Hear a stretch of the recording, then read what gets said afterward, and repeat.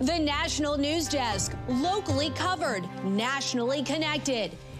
In Alaska, history is being made. What's happening now between Presidents Trump and Putin could impact Eastern Europe for years to come. What Trump said about Ukraine's future heading into the summit. Then to Washington, D.C., where a tug of war over who's in charge is escalating. The latest on the back and forth battle between local leaders and the federal government. Then, Erin is now the first Atlantic hurricane of the 2025 season. How this storm is expected to impact the U.S. This is the National News Desk, America's News. Now, good evening. Very busy Friday. We're glad you're here with us. I'm Dee Dee Gatton. Right now, President Trump and Russian President Putin are meeting face-to-face in Anchorage, Alaska. This highly anticipated summit on the war in Ukraine has been going on for over 2 hours now. The two leaders ignoring questions from reporters as they paused for a photo beforehand. In a last-minute change, the meeting is no longer one-on-one, but three-on-three. Trump is accompanied by Special Envoy Steve Witkoff and Secretary of State Marco Rubio. The National News Desk, Atra El-Nashar reports. The eyes of the world are on Alaska, where President Trump is meeting with Russia's President Putin, a man waging war on a sovereign European democracy. Ukrainian President Volodymyr Zelensky says his country is counting on America. As critical as this summit is, earlier in the day, Trump kept expectations low. What will make a success of this summit today?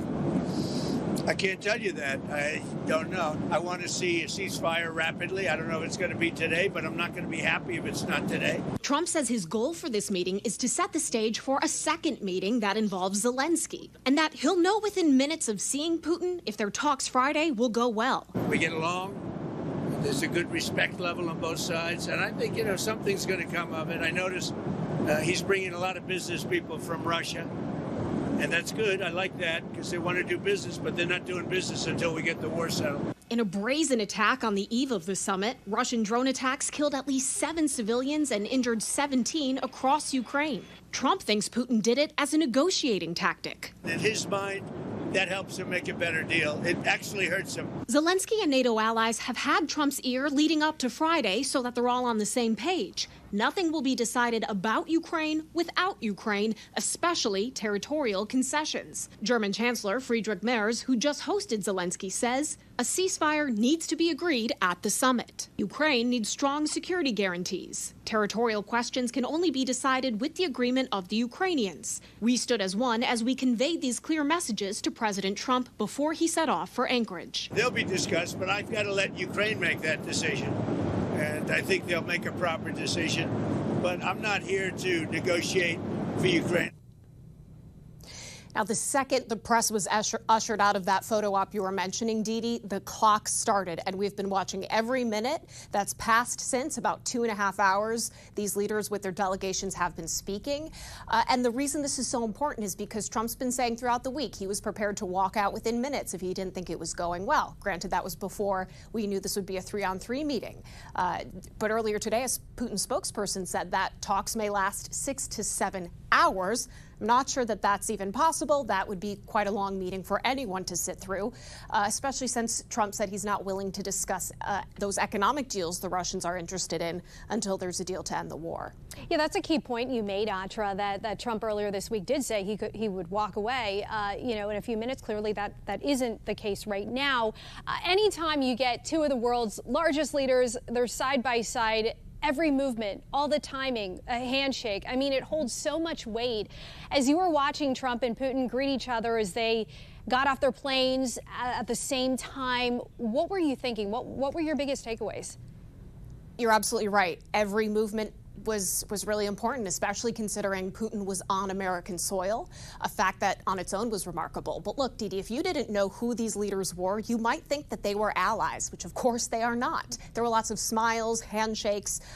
Trump actually landed on the tarmac first, but waited quite a while to exit Air Force One. He waited intentionally until Putin landed so that they could have the optics of walking down their respective staircases at the same time and walk and appear on that platform storm before the press together. We were in communication with reporters who were on the plane with the president, and they said that was the intention, waiting for Putin to land.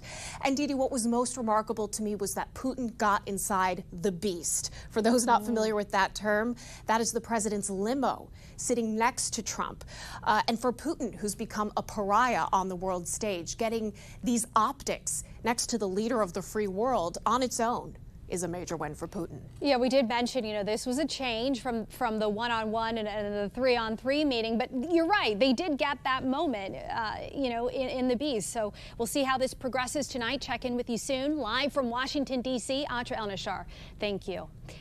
Many Ukrainians, they are skeptical that the meeting will yield any progress, particularly for their country. Protesters have been gathering in both Anchorage and Kyiv, some of them opposed to the idea of swapping land, and others critical of the fact that President Zelensky is not in today's meeting. We'll continue following the latest developments with this summit and bring them to you as they come in. Tonight, Washington, D.C.'s Attorney General has given President Trump and Attorney General Pam Bondi 48 hours to end the federal takeover of the city. Meantime, the U.S. Attorney General is doubling down after President Trump declared he wants it to last longer than 30 days and will ask Congress to approve his plan. The National News Desk, Christine Frizzell, breaks down the back and forth battle.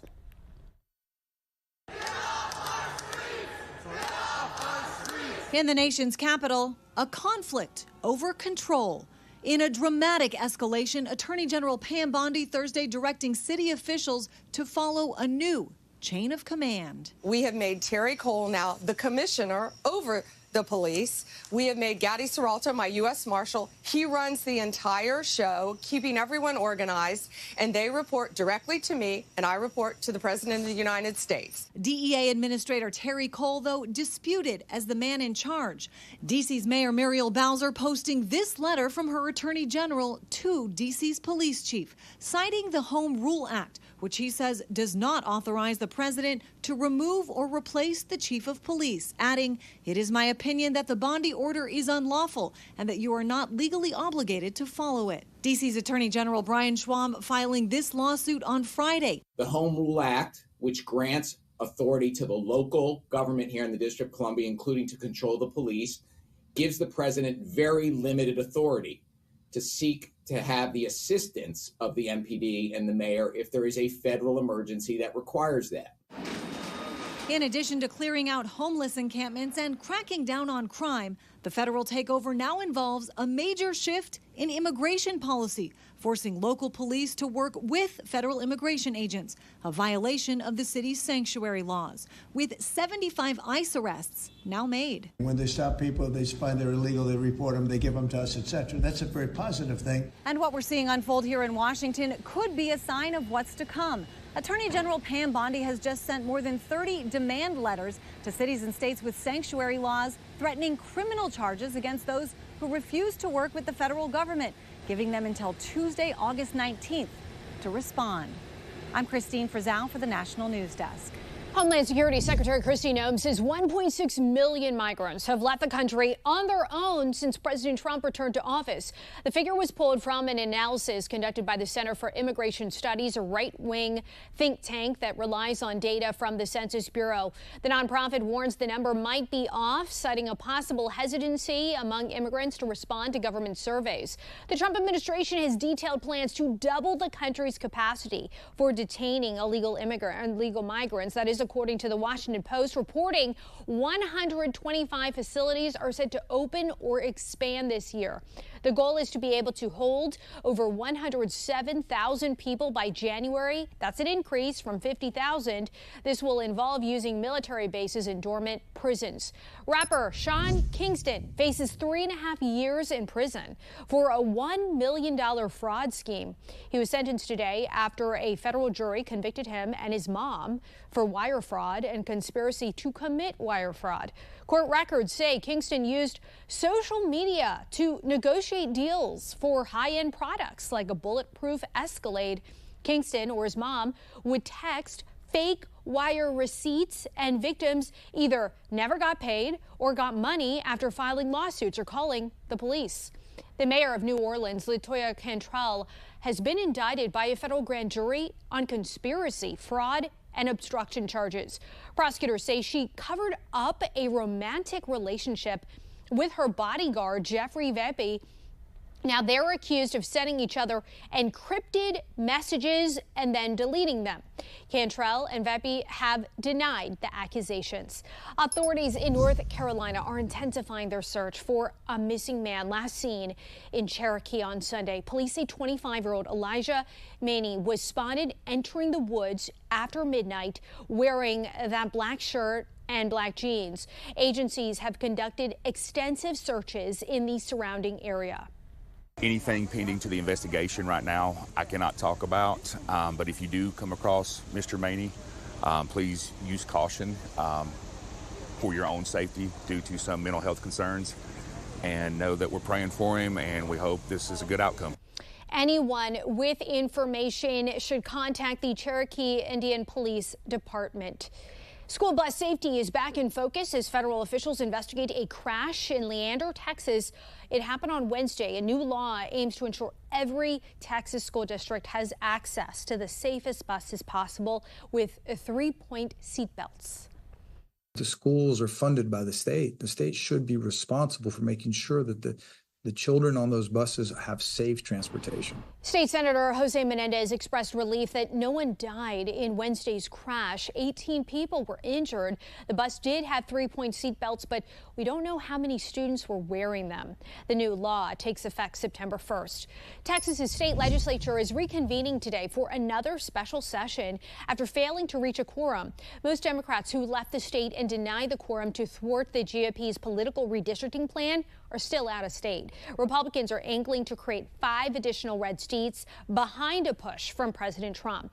At the same time, California is exploring a retributional Democratic gerrymandering. Politico has obtained a list of possible changes to the state's congressional maps. It shows 4 safe red seats flipping to Democrat safe. 4 others that lean Democrat would become safely blue. Newsom says this all depends on what Texas does regarding its own redistricting push. Coming up, where tens of millions of people are under alerts for potentially dangerous temperatures and where the heat wave will spread this weekend. Also, a major change in how Americans feel about the economy, what a new consumer sentiment report reveals. Then controversy at the Washington State Fair. What came out of a standoff between fair organizers and the Pierce County GOP? We're back in 90 seconds.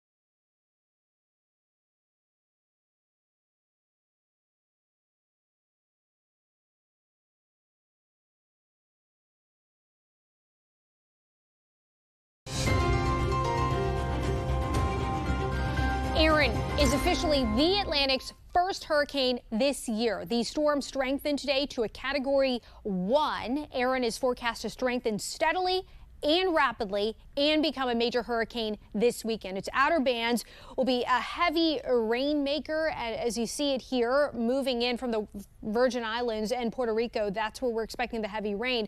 Now, the threat to the East Coast, though, appears to be gradually decreasing. Right now, over 60 million Americans are under heat alerts, stretching from South Dakota down to Florida. Temperatures are above average in much of the central and eastern U.S. Abnormal heat is forecast to spread from the Central Plains to the Midwest this weekend, reaching the low 100s in some areas. This could be dangerous for people without adequate cooling or hydration. And despite the spike in spending, consumers' views of the economy soured this month for the first time in 4 months. According to the University of Michigan's Consumer Survey, sentiment fell from 61.7 to 58.6%. The higher the number, the better the sentiment. The survey shows the fall is tied to inflation expectations. The Treasury Secretary says he'll support a ban on stock trading in Congress. As the National News Desk, Matt Gelka reports, this issue has bipartisan support on Capitol Hill and from voters, but it's proven tough to pass. Treasury Secretary Scott Bessent says he'll push for a congressional stock ban, a proposal that's gained momentum this year. It is the credibility of the House and the Senate that you look at some of these eye-popping returns, whether it's Representative Pelosi, Senator Wyden. Every hedge fund would be jealous of them. Unusual Whales tracks lawmakers' yearly portfolio performance. The 2024 top 10 has 6 Republicans and 4 Democrats, including former House Speaker Nancy Pelosi and Oregon Senator Ron Wyden. Wyden responded to Bessent in a post on X, writing in part, "Nobody working for Donald Trump has any business pretending to care about ethics or the stock trading ban I support," while posting a report about Bessent's potential conflicts of interest. Before Congress left for summer recess, Missouri Republican Senator Josh Hawley joined with Democrats to advance a congressional stock ban bill that also applies to the president and vice president. President Trump originally lashed out at Hawley for the bill, but also floated support. I like it conceptually, and, Nancy Pelosi became rich by having inside information. She made a fortune with her husband, and I think that's disgraceful. The former speaker, who is frequently cited by Republicans as enriching herself through her husband's stock portfolio, also says she supports it. I very much support the stop the trading of members of Congress. Not that I think anybody's doing anything wrong. If they are prosecuted and they go to jail. It's proven to be a sensitive subject in the House, but Florida Republican Anna Paulina Luna is vowing to force a vote on the issue when lawmakers return in September. We're given access to information, and that's truly influencing your decision. Yeah, I was told if I forced a vote that I was going to cost us the Republic. A 2023 poll from the University of Maryland showed almost 90% of voters, including 86% of Republicans and 87% of Democrats, believe stock trades should be banned for members of Congress. Reporting in Washington, I'm Matt Gelka. When mental health problems lead to legal consequences, treatment may be an option instead of jail time. Medical reporter Liz Bonas shares what this kind of alternative is all about. Hey there, everybody. These 2 young dads say they are in their children's lives today because a mental health and addiction recovery program gave them a second chance. They needed that chance after a few years of hanging out with the wrong crowd led to charges of drug possession and drug abuse, I think. Yeah. And got into some trouble and was needing some help of not doing drugs and stuff no more. By the time we met Rolandis Williams and Donald Scudder a year out into the program, both were sober and parents to 9-month-old baby boys, Rolandis Jr. and Donald Jr. I realized that, the trouble, the drugs, and that type of stuff wasn't really me. It wasn't really my character. Rolandis and Donald got into a court-supported mental health treatment program run by Ohio's Central Clinic Behavioral Health. So they attend group 3 days a week, 9 to 12, and they're assigned to an individual therapist as well. The program provides everything from regular drug testing to job training and placement, in addition to mental health support. They don't start work right away. They start and immerse themselves in programming, so then by the time that they are ready, they can be fully functional. Rolandis now works as a maintenance technician for the development corporation known as 3CDC. Donald is a line manager for Nehemiah Manufacturing. At first I thought it was like a punishment for real, and I didn't really get like why I had to come, and then it became more of like a help and a resource for me, and more like family. When I asked both Rolandis and Donald what they want us to know most about their lives today, they say mental health support when you need it can change your life. You know, anyone out there who sees this, I just want them to know and basically look at me and be like, if he did it, I could do it too. Now, these court-connected or court-sponsored mental health support programs are often available and an option for those who need them for recovery. These dads have also taken advantage of what they call the long-term support they offer. They're doing great right now. With your health news, I'm Liz Bonus reporting. Coming up, how a gym owner risked his life after the deadly Texas flooding to bring families closure, becoming a Hill Country hero. We'll be right back.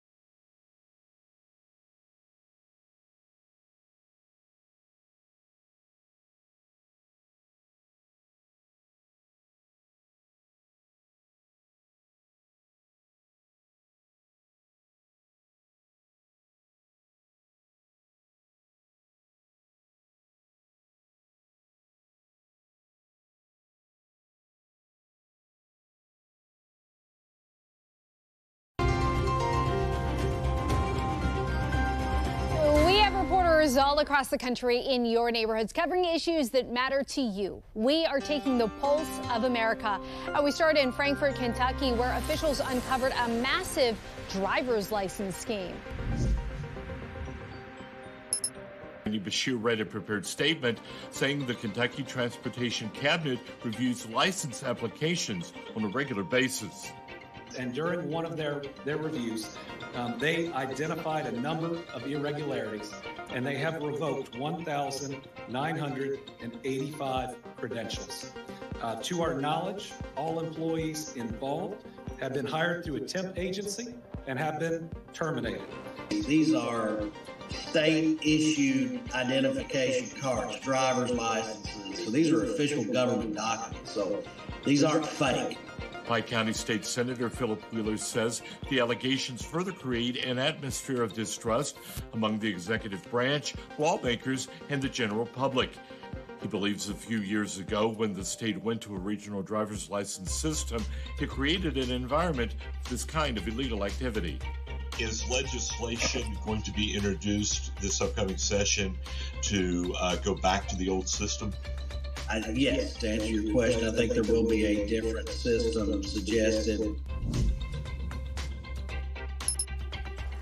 The Pierce County GOP will be business as usual at the Washington State Fair following a meeting today that squashed a weeks-long conflict. We stated our case that, that we hold firm to, that we thought was why it was being unfair. Fair organizers had previously told the GOP that if they'd like to gather signatures and sell merchandise at their usual booth in the Showplex, they'd have to move outside to their free speech zone.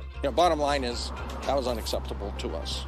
We're respectfully, we do it the way we've always done it. That was because the fair updated their policies in 2024 to say that no political merchandise or signatures could be gathered within the Showplex. We're not out to piss people off or cause controversy. We're just trying to get our message out there and, support our side of the issue.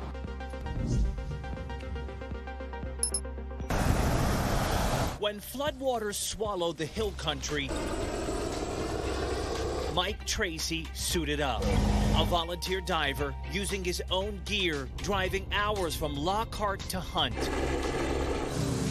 Inside contaminated pitch black waters, he worked alongside cadaver dogs and professionals.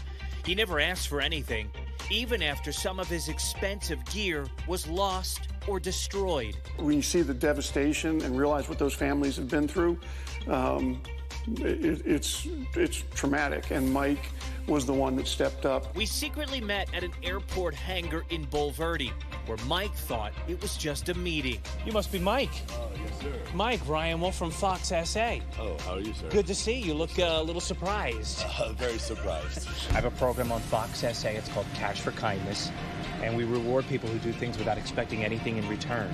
And Mike, that's you.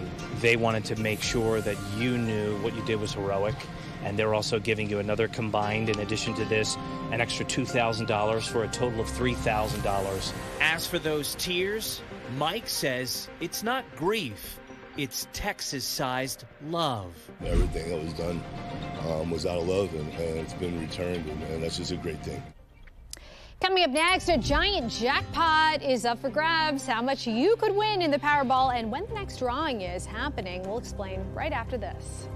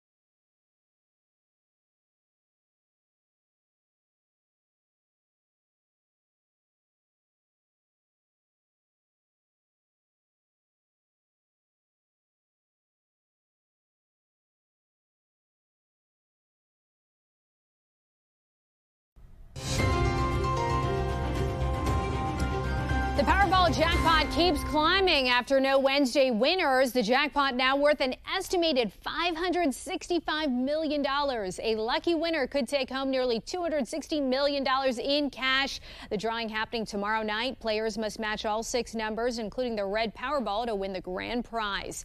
And the meeting between Presidents Trump and Putin just wrapped up. They are expected to speak any moment. A live look for you from Anchorage, Alaska. We invite you to join us again this evening for live coverage after the news conference with all the latest developments. I'm Didi Gatton here in Washington. Thanks for watching. See you tonight.